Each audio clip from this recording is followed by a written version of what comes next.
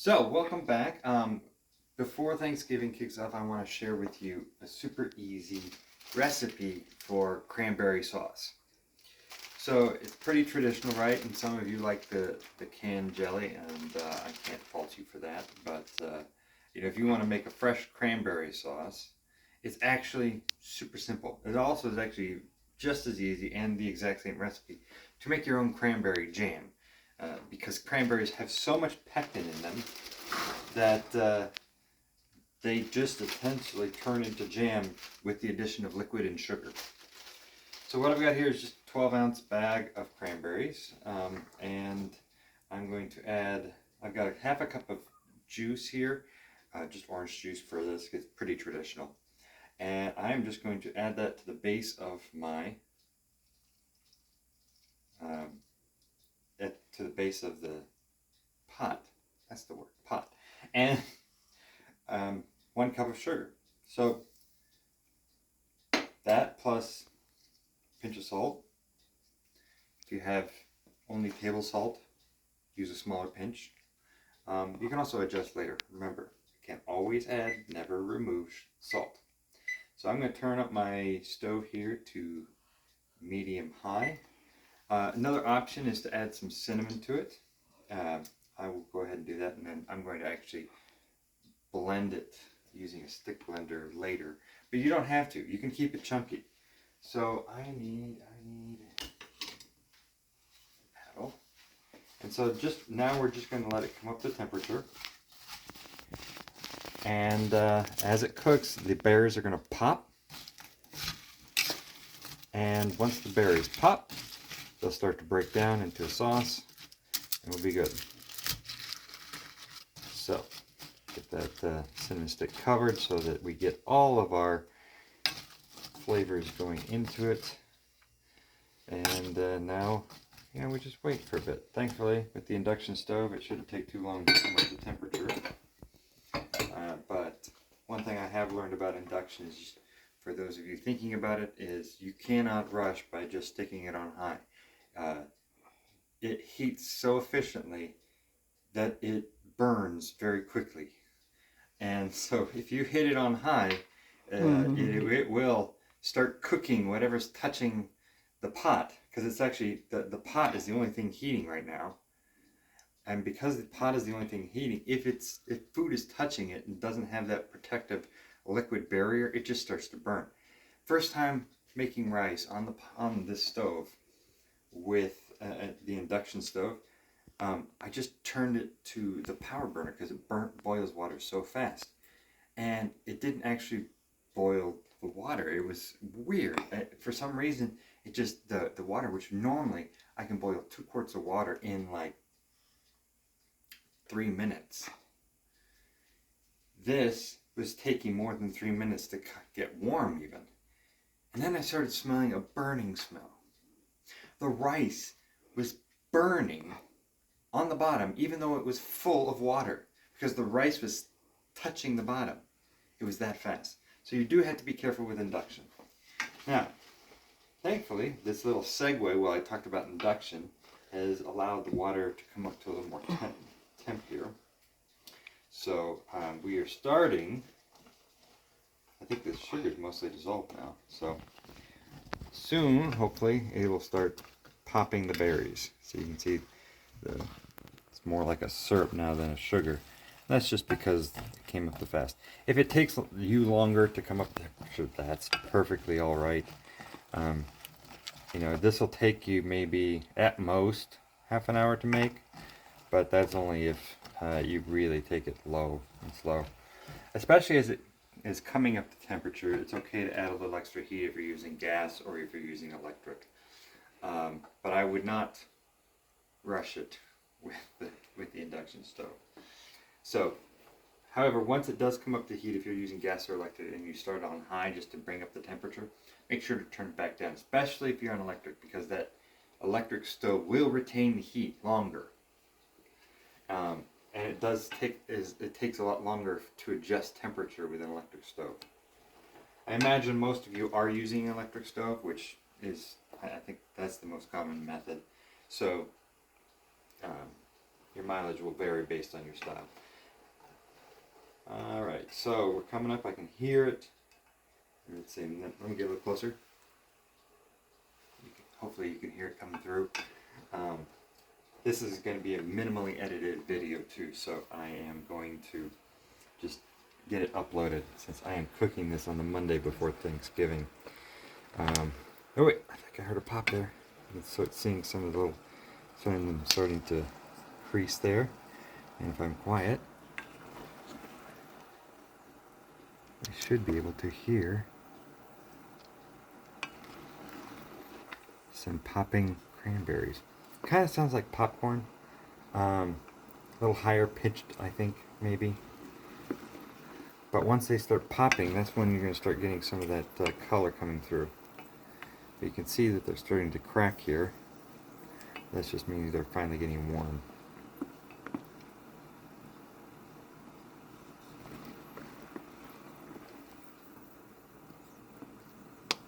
There it goes.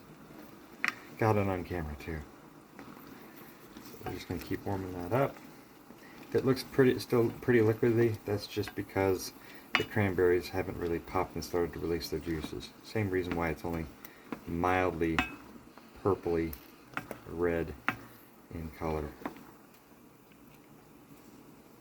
I can tell you I'm starting to smell the cranberry though. Not as much as that cinnamon.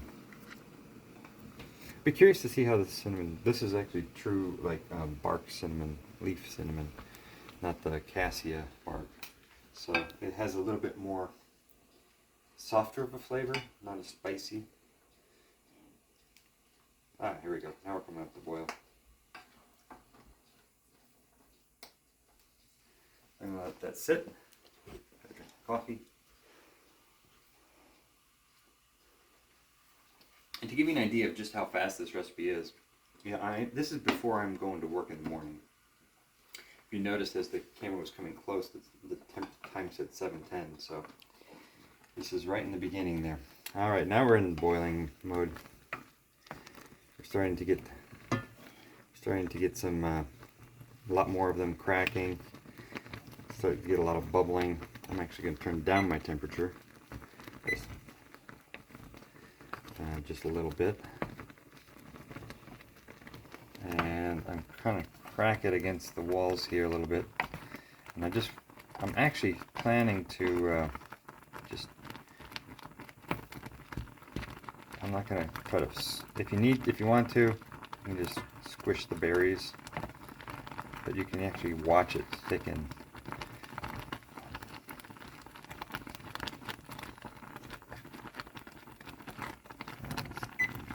Tame our temperature one more time. I don't really want a hard boil going on, more like a simmer, because we're making a jam, right?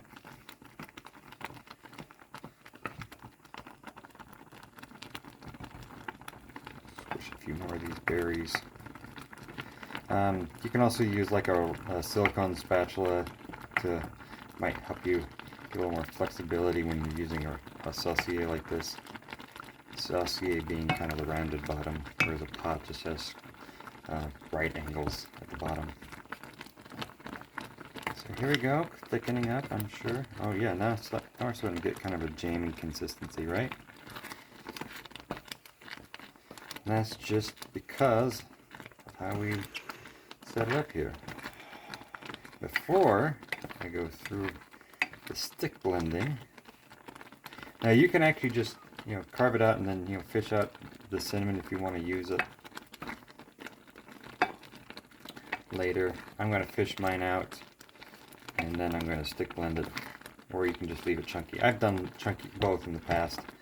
I'm on a smoother kick right now, so I want to smooth this out. Not necessarily give me that full cranberry jelly consistency, but more like a smooth cranberry jam. So all the pieces are still in it. They just look at that, nice and thick. Give me that spoon. Just my flavorings here. I may have to actually add some. If I made it too sweet, sometimes when I'm making it, I will not add the full cup of sugar at first, and I'll just add it based on my sweet. I like it a little more tart.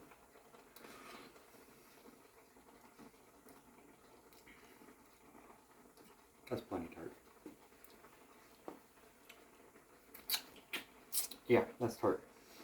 All right. All right, so we're at the point where I'm going to start fishing out. I'm going to start fishing out the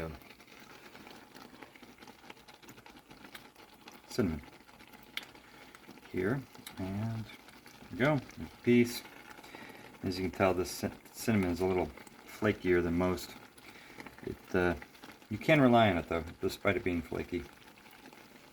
And I think my wife has hurt herself physically repressing the groan from that joke.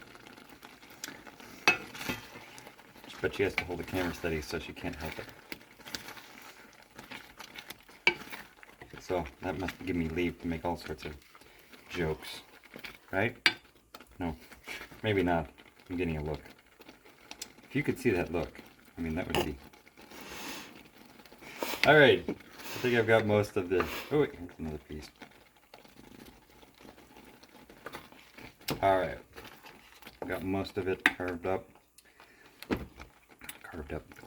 removed. And you see how jammy that looks? I mean, you could just leave it here and be done. I mean, there you go. I mean, you may have a piece or two of well, I would have a piece or two just because of the type of cinnamon I used, but if you use regular bark cinnamon, it probably won't be that nearly as problematic to remove as what I had. But I was curious to try it, and I didn't really have any of the kind of quillions, I think is the technical term. Could we use ground cinnamon? Yeah, if you don't have stick cinnamon, I won't have. But I would not add the ground cinnamon till this point.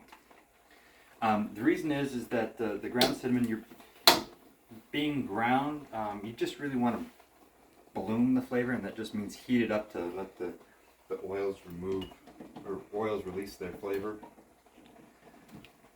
But all that smell that you get in the kitchen from cooking is all flavor that is not in your food. So if you add all that cinnamon early and it's like, oh man, it's made my kitchen smell wonderful, but I don't taste it in the dish. It's probably because you added it too early and all that scent and flavor just evaporated out as you cooked it. So because these are whole, you add it earlier on because it takes longer to extract the flavor. So here I am. I'm just blowing this up so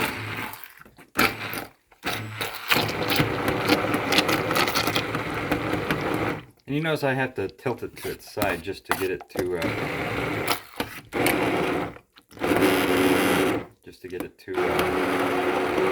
around a bit.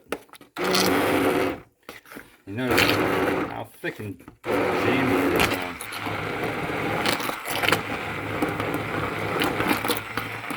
And one thing you should also know about jam like this is when it's hot as it is now, this is as loose as it's going to be, and as it gets cooler, it is just going to get stiffer. So, there's my cranberry sauce for Thanksgiving. It's probably going to be quite thick by the end. You know what?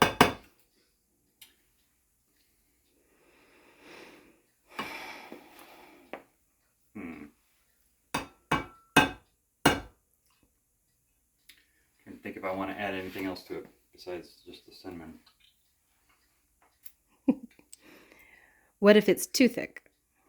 If it's too thick, you can add a little more liquid to it, either in the form of orange juice or in the form of water, and that will thin it out. Much in the same way, yeah, just add some more liquid. You can get creative. If you're so inclined, you know, I know that you could probably do like some orange liqueur. If you're that, something like Grand Marnier or Cointreau would work well with that. If you're not alcoholically inclined, then you could add some more orange juice. Actually, you know what I'm going to add? I just thought of this.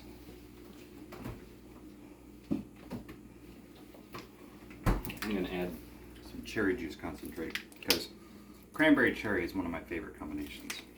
So this is a concentrate, not a juice, so that's why it looks very syrupy. It's like you took juice and just let it evaporate it down to a syrup.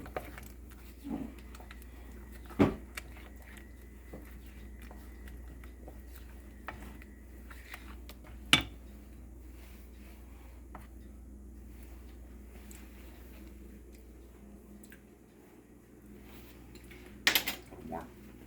It's starting to get there, but again, it's all about what you're interested in. I mean, if you look at the store and you see in the juice section where they have the cranberry juices, they come up with all sorts of combinations for cranberry plus juice. So use that as an inspiration. If you have gotten that and there's one particularly you like, go ahead and give it a try. Alright, so there's a little more of that cranberry sauce. Cherry sauce. Yeah, much better.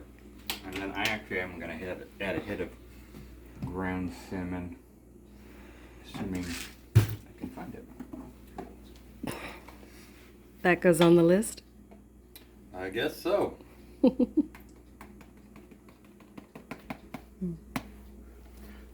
I'm going to say that's about a 1/4 teaspoon. Again, at this point I'm just adjusting to taste. If it's too bitter, add a little more salt. Bitter will mask or salt will mask the bitterness. You can try it in coffee too. If you have, like, if you're at the restaurant and you order coffee and the coffee is really bad and like really bitter, take the salt shaker, kind of splash a little on your hand, take a pinch of it, and add it to your coffee. Not a lot. I mean, it's very easy to oversalt coffee, but just a little bit, and you'll be surprised at how that little bit of salt masks the bitterness. So, how are we now?